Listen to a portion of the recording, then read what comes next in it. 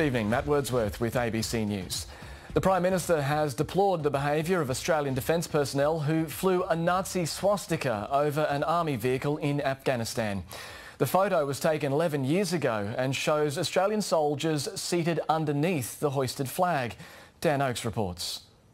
The picture was leaked to the ABC in the wake of numerous allegations about the conduct of Australia's special forces during the Afghan war. The actions of the soldiers involved have been condemned by the Prime Minister and many others. The incident, it was wrong.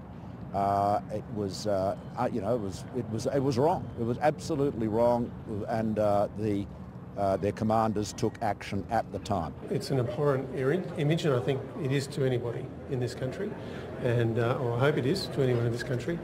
And I think the important thing for us to realise is that the matter was dealt with very quickly at the time. The ABC has been told numerous soldiers saw the flag in Afghanistan.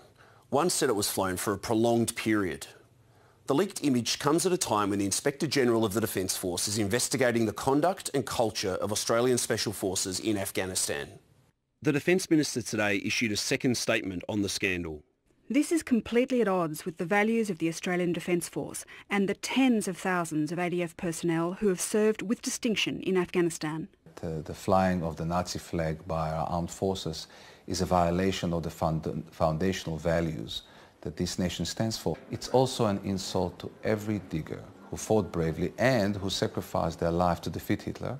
It's a terrible insult to the victims and to the Holocaust survivors who lost family at the hands of the Nazis and who suffered unimaginable pain.